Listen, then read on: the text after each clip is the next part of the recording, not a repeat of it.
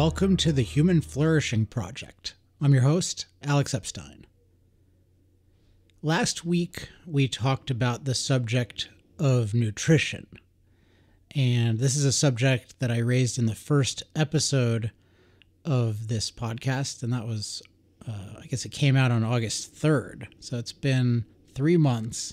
And when I introduced it, the reason I introduced it was that this is maybe the example of the problem that this show exists to solve, which is that humans lack reliable access to the knowledge we need to flourish, with crucial issues like nutrition, psychology, relationships, pretty much anything we really need to know about to flourish in life.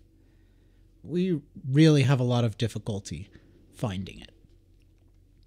Now, my own experience is trying to find real knowledge in industrial fields, specifically energy and then the environmental impacts of energy. And if you're interested in that, you can read my work or listen to my other podcast, Power Hour, which hasn't been updated in a while, but will hopefully be updated soon.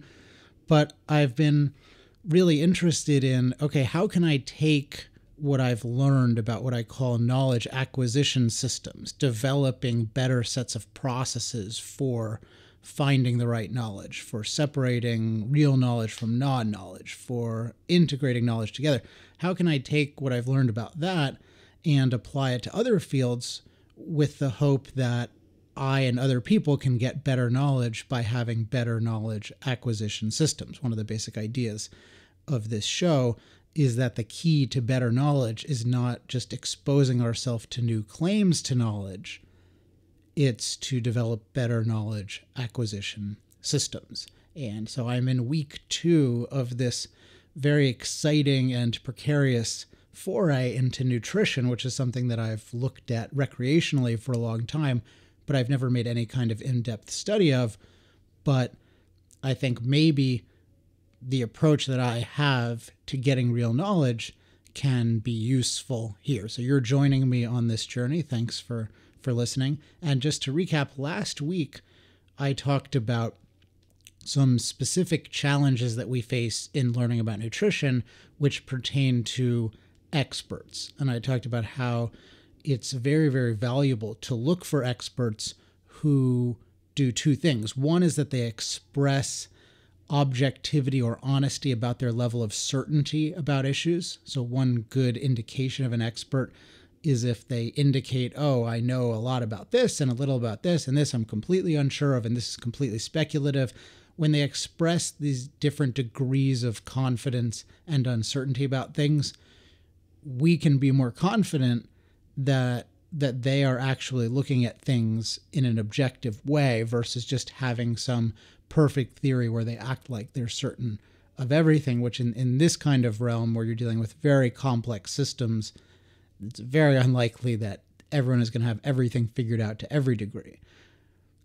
And in fact, that's never really true, because in any field, even when you have a lot of certainty or a lot of confidence, there are always new things that are at the periphery where you have different degrees of probability and uncertainty about. So that was one thing I was saying, looking for experts who express objectivity about their level of certainty. And then the other thing was experts who respectfully engage the best arguments of others. They acknowledge and they engage the best arguments of others. And I asked listeners, particularly on the Facebook group, to suggest experts that they thought met these criteria. And I highly recommend looking at the discussion from last week, which interestingly is probably has more comments on it and more interaction on it, particularly if I include things that occurred on my personal Facebook that were spillover from it. Probably has more than all the episodes combined. So this topic definitely strikes a nerve. But certain names came up from different schools of thought as, okay, this is a person that people regard as a seemingly responsible expert, or at least a responsible inquirer about these issues. And certain names that came up from the, what we can call, what they often call themselves, like a low carb, high fat school, which I'll sometimes call carnivore for the pure carnivores among them. But the I don't know exactly what he calls himself, but science journalist Gary Taubes, and then there's a doctor that's often connected to him named Peter Attia. People had a lot of regard for them. And then in terms of people in a very different camp, in terms of critical of them, a guy named, I apologize, I don't know how to pronounce his name, and I apologize for not looking it up in advance, but Stefan, I'm going to guess Guyenet, Guyuyenet, and then Michael Greger, who's somebody I've read a little bit. And then there's a website called Science-Based Medicine, which is intriguing, and they had some interesting stuff about Taubes. And so I started scanning these different things, and different people recommended, and some of them struck me as more or less credible, but I decided for reasons that I think are reasonable, but this isn't the best way to do it, but I decided, you know what, I want to try first looking at the arguments of Gary Taubes, and then but at the same time as looking at the arguments of people who are highly recommended who directly engage Taubes. And the reason for that is that when I was reading some chapters of Taubes' book, or at least scanning them, he was very focused on the issue of method. So how it is that different scientists in this field are going about reaching conclusions, and he was critical of people's method, including saying that people were sloppy about different things. So for me, I thought, okay, this is a pretty good starting point, because some of the points he made intrigued me, including there's a huge controversy over what they call energy balance, and I don't want to get into that right now. I'll get into it in a later episode. But the point is, he had a point about it. He had a criticism of the way it's conventionally thought about that was plausible to me. And he's dealing with fundamental issues. So one thing I'm looking for when I'm just surveying a field or surveying a debate is I want people who are focused on issues of method, issues of clarity. That doesn't guarantee at all that they'll be right, but it's creating a context where then the discussions about them will end up being discussions about method. And discussions about method, another way of putting that is that means discussions about the knowledge acquisition systems that people are using. So I decided, okay, I'm going to read Taubes and then read in parallel some other people. And the person I'm most planning on reading right now is this guy Guyenet, in part because my colleague Don Watkins, who knows a lot about this stuff, recommended him, and specifically because he has a lot of his own stuff, but he also has interaction with Taubes, and then Taubes has responses to him. And I feel like, okay, this is great, because usually when I watch people interact, I can get a good sense of how their minds work by how they're interacting with one another. It's just this great little, I don't know if petri dish is the right thing, but that comes to mind. It's just this great little thing where I can assess people. And now this is just one way to approach things. It could be that what I should do is start reading nutrition textbooks, and maybe I will at some point soon.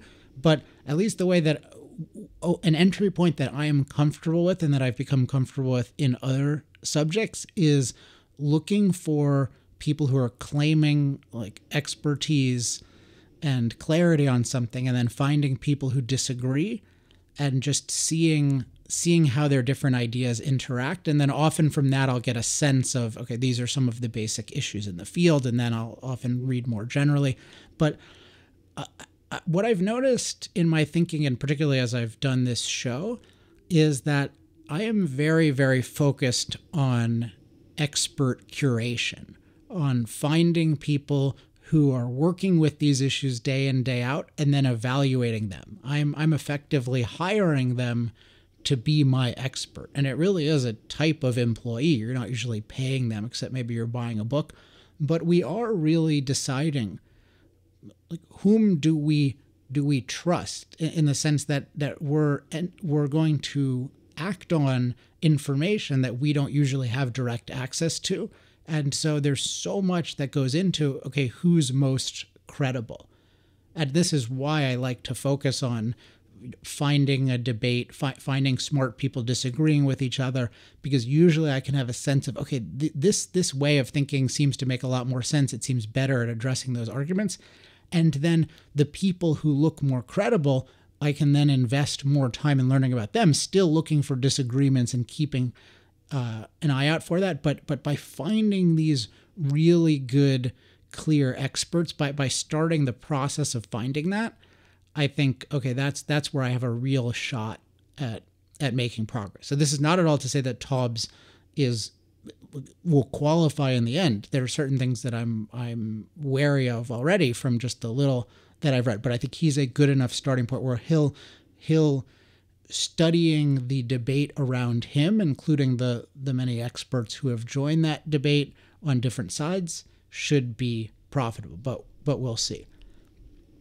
Now today, what I wanted to share about this, beyond just updating you where I am, is to share something about how I read expert things in really anything, and that gives me, I think, a much better shot than I would otherwise have of understanding who's got the best arguments. And before I talk about what I do, I want to talk about the problem that we run into. And I'll describe it with the Taubes book as an example. So I started reading maybe 5 chapters of his book. I read them through pretty quickly. And just, even though I'm pretty critical thinker, what happens is I'm reading this, and then the person has a narrative, and he's has a journalism background and is telling it as a story, which has certain potential benefits, but also certain huge hazards to it, because you can get sucked into a narrative and not really be there can be a whole bunch of things left out that you don't see. But with any kind of narrative, it's just easy to get sucked into the logic of the author and to just follow it. And then for individual points, it seems like, oh, that's a good point, and that's a good point, and that's a good point. And then at the end of it, it seems like, okay, he had a lot of good points. And then I read some criticism, and it's this long thing, and then it's, okay, they have a lot of good points too. And then it's just, well, how do I make sense of that? And a big way to make sense of that is to, when reading these long things, be able to distill them to the essentials, to understand, okay, what are really the core arguments being made here? And then if I can really boil those down, then when I see the criticisms, I can see, okay, how good are these criticisms? Are they addressing these points? Are they conveying them accurately? Are they ignoring them? Because somebody could just pick on one little thing and just spend a huge amount of time on that, and then they're ignoring most of the stuff. So what I really want to be able to do with these viewpoints, as I'm learning about them, as I'm evaluating the thinkers, is to try to boil them down to their essentials.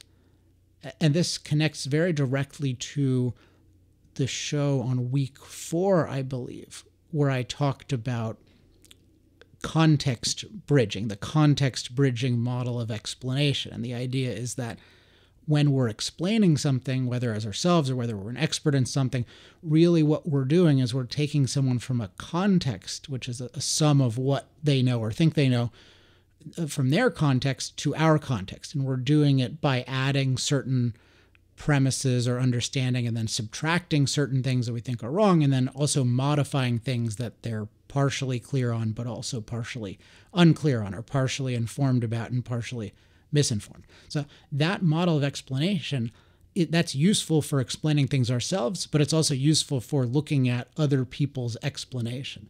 And the way I try to get at somebody's context bridging, what they're trying to do, and whether it really is good context bridging or whether it seems very flawed, is I want to grasp the outline of what they've created.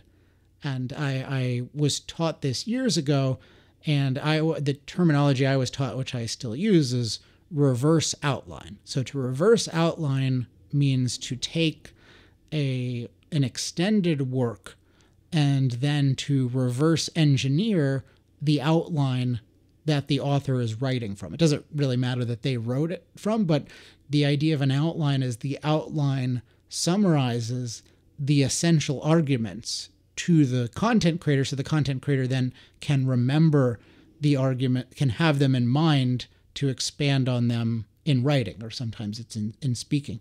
But if you can get to the outline of something, it's this really beautiful thing where you can get, okay, now I really understand this. Now I really get what the forest is of this. And the more we can outline, the more we can grasp how ideas fit together and how different arguments intersect with one another. So I reverse outline all the time, and I'll give you a little bit of guidance on how to do that. But the key thing is there are the three words that begin with P that capture what I'm looking for in a reverse outline. And so I want a purposeful progression of propositions. A purposeful progression of propositions. So I'll start out with proposition. So a proposition is a statement about reality. It's a full thought about reality versus a topic. So if I'm looking at Taubes, I don't want to just say, oh, he talks about fat here and he talks about carbs here. No, he's saying, or energy balance here. No, he's making a certain assertion about that in reality, and I want to capture it as a complete sentence. So that's one thing, is that I like, when I'm outlining somebody, I want it to be in complete sentences. And then purposeful progression is when I'm outlining somebody. So let's say it's a 5,000 word piece and I'm boiling it down to 6 to 8 points. I want to boil it down so that each of the points follows from the next. So it's not just one sentence and then another sentence and you're not clear how they're related. If the piece is coherent, then you should be able to relate the points one after another. So to give you an example of this, I haven't yet reverse outlined enough of any of these nutrition people to do that, but I will give you a reverse outline of my book, The Moral Case for Fossil Fuels. Now, this is going to be a very, very high level reverse outline because that's a 200-page book, and I'm going to boil it down to 7 points. But what I want you to pay attention to is just that each of these is a proposition. In some cases, it's a little complex because it's a whole chapter of a book, or sometimes even a little more than a chapter that I'm summarizing. Sometimes it's 2 chapters I'm summarizing. But pay attention to it's a progression, and then the propositions rather progress, and then they progress in a purposeful way. And then the ultimate purpose is what we can call the theme, and that is the central summarizing proposition of the entire thing. So any piece of content, if it's coherent, should boil down to one theme, and then you have an outline, which is usually, let's say, 4, maximum 8 or 9 points that give you, okay, what are the key elements, what are the key steps, and then sometimes within, and then those can be the big steps, and then within each outline point, then you can have steps and you can have steps. And when I work on a book, I'll have 3 layers. So I'll have the theme of each chapter, and then the theme of each subchapter, and then the theme of, and then within that, I'll want, the theme of each, it's a progression. So there's a theme of the overall book. So in the case of Moral Case for Fossil Fuels, we can put the theme of that book as fossil fuel use is indispensable to the future of human flourishing. So just put that as, that's the central idea of the book. So that's like level 0. And then level 1 is, I'm going to divide it into 7. And then, but each one of those, it's like its own little, each proposition, you can think of that as a theme. So I'll go into, so as not to confuse it, I'm going to share a document, by the way, so this is clear and so you can see this. But let me just read through the progression. So the theme is fossil fuel use is indispensable to the future of human flourishing. And I apologize if some of you have not read the book before or not familiar with it. I'm not aiming for this to be to try to persuade you just by summarizing this, although I think you will see there's something interesting about the argument, and you'll be able to see where it fits in with other arguments. And then if you see people comment on it, you'll be able to see, oh, well, is this comment really addressing the claims of the book, or is it accurately representing it? Which in most of the commentaries, I'd say definitely not. So the first point is, to make the right choices about fossil fuels, which the fate of humanity depends on, we must engage in full context analysis with human flourishing as our standard of value. So that's point one. I'm just going to read them through just so you hear them. But each sentence is going to be a new chapter. So with human flourishing as our standard of value. Human flourishing requires cheap, plentiful, reliable energy, which is both extremely hard to produce and in extremely short supply. The fossil fuel industry is the only industry with the ability to produce the variety and quantity of energy required by a world of 7 billion people. Fossil fuels' impact on climate livability is overwhelmingly positive, with the climate protection impact of fossil fuel energy far outweighing the mild warming influence of its CO2 byproduct. Fossil fuels' impact on environmental quality is overwhelmingly positive, with the environmental improvement impact of fossil fuel energy far outweighing the declining pollution impact. Fossil fuels' impact on resource availability is overwhelmingly positive, with the fossil fuel industry creating new fossil fuel resources, as well as the wealth necessary to develop other energy resources. Therefore, if human flourishing is our standard, fossil fuel use needs to be liberated, not restricted. So that was 7 sentences, and that's capturing the essential progression of an entire book. And then for each of those, I have 7 or so points within each chapter, and then within each chapter I have 7 or so points within those. And then the idea is if you can see that outline, then it's a lot easier to retain what's going on in the book and then to understand where my position fits in the debate. So, for example, with the point I made about climate, you can see, okay, he says something about a warming influence. So he doesn't say there's no warming influence, but he describes it as mild, and then he's comparing it with a climate protection and impact of fossil fuel energy, which is not something you would hear with most arguments. They don't talk about the role of energy in making our climate safer. Usually they just talk about the warming influence. So then you would say, okay, I can see how it fits in with other people. And then if somebody said, oh, Epstein's a climate denier, you'd say, well, no, he doesn't. That's not what he's saying. Whereas if you just read the whole book, which I hope you do, it can be hard to retain that. So it's a really good exercise to try to reverse outline the piece in that way. And one thing I'll share with you, which I've never shared before, is I'm going to create a folder. I'm going to create a folder because what I want you to really do is if you think there's something really good on nutrition, I would love for you to reverse outline that and then share it with the rest of us, because I think that could be a really efficient way of getting a sense of these different arguments. But what I'll put as the first document in that folder is I'll put a document called The Ultimate Outline, a Step-by-Step Guide. And that's actually a positive guide to outlining that some of you might benefit from. A lot of people have benefited from it that I've shared it with so far, but that'll also give you a sense of what goes into a good reverse outline. But the core thing is purposeful progression of propositions. And I've started doing that with some of these nutrition people and hope to have some good progress within a week. And I really hope that some of you who, if you recommend certain YouTube videos or other things, I hope that you try to reverse outline them. I think it's a really, really empowering exercise.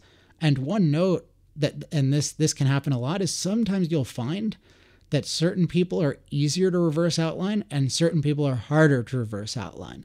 And what that can mean often, if they're hard to reverse outline, is that they don't have a really clear, seamless, logical progression, or there's a lot of, at least there can be a lot of junk added in, but it can tell you a lot in terms of, can I really get the essential progression? And I'll just make a note with just my preliminary impression of reading Taubes's book, Good Calories, Bad Calories. When I tried to reverse outline it, it was a lot more difficult than I would like it to be. And I'm not drawing anything definitive from that, but there's something about the way that he writes that it makes it hard to get it. Okay, what exactly is he saying? And what exactly is this study supposed to prove? This can often happen with people who have a journalism background. There are many reasons why this can be the case, but it's just one other benefit of reading things this way, of reading things to grasp the essential argument or outline is very powerful for so many reasons. And what we'll find is that most people, it's hard to do this with, or what we come up with is not very persuasive. And that can be a sign that, okay, this is not the person to use as our expert. We want to use people who are really, really clear. And often the way to tell if they're really, really clear is to look at their reverse outline. So what I'm going to share on the Facebook page, and also if you're on the email list, make sure you're on the email list by going to humanflourishingproject.com, is I'm going to share a folder, which is a shared Google Doc folder. Hopefully most of you use Google Docs. And you can then, it's going to be a public folder, and you can then upload anything you want to that folder. And we'll have it so that people can't delete what you write or edit what you write. I guess you can control whether you have whether people can comment on it or not. That could be an interesting feature. But if you do that, now maybe no one will do this, and that's totally okay. But it would be really cool if some of you did, and I will share that ultimate outline thing. And that's very much focused on my book as a use case, because that's the outline I know really, really well. But hopefully you'll find utility in creating your own outlines, but also in understanding the outlines of other people's books. So that's it for this week. I am committed to sticking with this topic as long as I feel like I'm making some progress. So feel free to send me any feedback on what you've thought of the first 2 exploratory episodes. Hopefully it's moving us closer to getting some good stuff about nutrition, but also moving you closer to having some good tools for evaluating any kind of claims that you hear. So again, comment on the Facebook page at facebook.com/humanflourishingproject. Email me with any questions or comments at alex@alexepstein.com. All right, that is it for this week. I will talk to everyone next week. Until then, I'm Alex Epstein. This has been the Human Flourishing Project.